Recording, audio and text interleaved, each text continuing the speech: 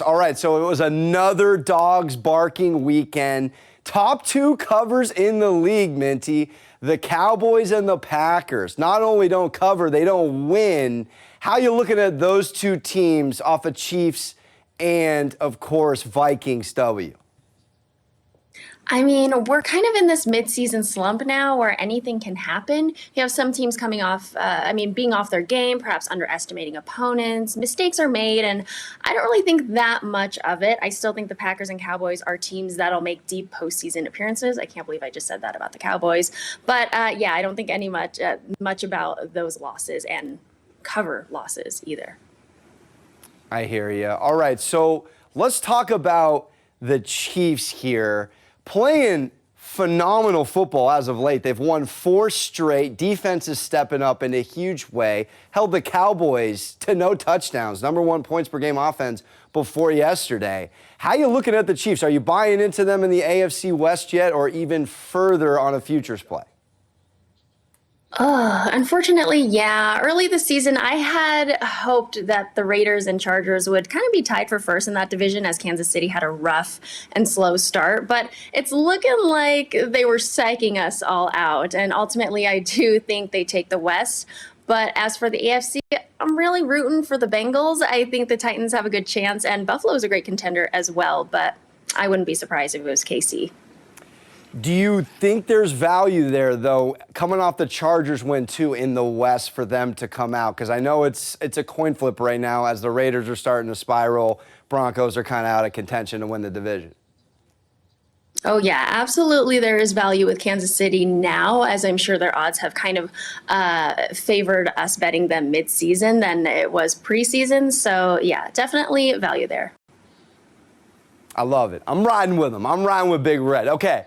Let's talk about Thanksgiving for a second. Quick preview. All 6 teams dancing on Thanksgiving Day while we will be stuffing our faces caught a loss this past weekend. If you were to buy into one team bouncing back on Thursday, who do you like? Wow. First of all, good eye noticing that. That's crazy. All 6 teams lost. Well, we can just politely slide the Bears and Lions to the side and just count that one as a tie. I'm currently torn with the Saints and Bills game, so I'm going to play it safe and say Cowboys win over the Raiders. Dallas just has more potent weapons offensively, as Vegas is dealing with issues off the field that have greatly impacted Derek Carr and the way that this team can effectively play the game. So I'm going to say Cowboys. I like it. Huge favorite, too. They're 7 points at the moment. Okay, how about your biggest surprise of the weekend? Another 7 dogs cover, 5 of which won. Unbelievable. Again, but what was your biggest surprise overall?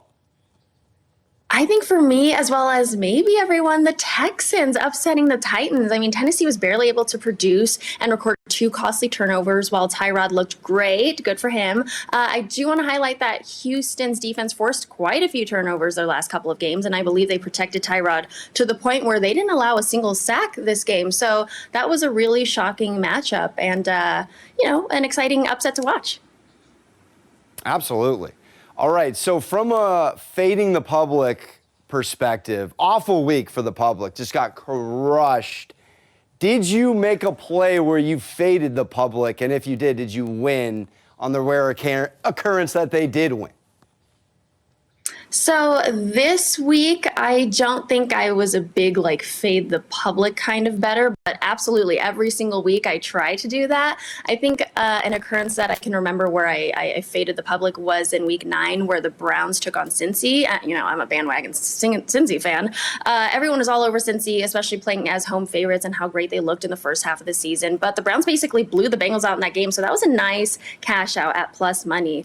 This season I made it a point to never fire early in the NFL because there's too many last-minute injury news, and I also want to see which matchups are the most lopsided in terms of ticket count and handle. So it's truly helped me become profitable this season.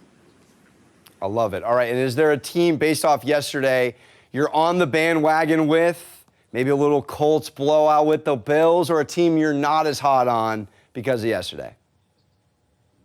Kind of always top on the Colts this season, and they're kind of hit or miss, but not really. I don't let 1 or 2 games performance impact my view on them when it comes to betting, because like bettors, teams have good and bad streaks, and you really have to focus on the scheduling spots and specific matchups rather than overreactions of the most recent game.